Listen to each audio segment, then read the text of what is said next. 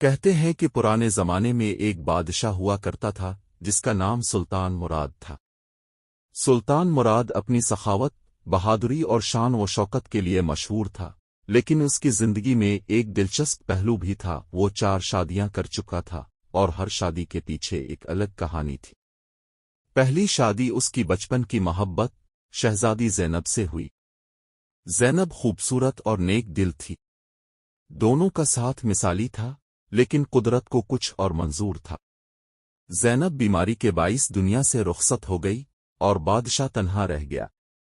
دوسری شادی ایک ہمسایہ سلطنت کی شہزادی عالیہ سے سیاسی اتحاد کے طور پر ہوئی۔ عالیہ ذہین اور معاملہ فہم تھی، مگر دونوں کے خیالات میں اکثر اختلاف رہتا تھا۔ یوں چند سال بعد ان کا رشتہ بوجھ بن گیا اور عالیہ اپنے وطن لوٹ گئی۔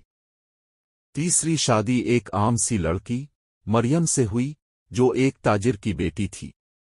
بادشاہ کو اس کی سادگی اور خلوص نے متاثر کیا، مگر دربار کی سازشوں نے اس تعلق کو برباد کر دیا۔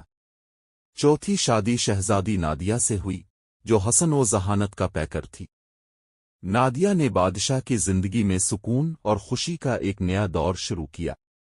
دونوں نے مل کر سلطنت کو عروج پر پہنچایا اور عوام کی خدمت کو اپنی اولین ترجیح بنایا۔ یہ کہانی ہمیں یہ سبق دیتی ہے کہ زندگی میں تعلقات کی نوعیت مختلف ہوتی ہے اور ہر تعلق ایک نیا تجربہ اور سبق دے کر جاتا ہے۔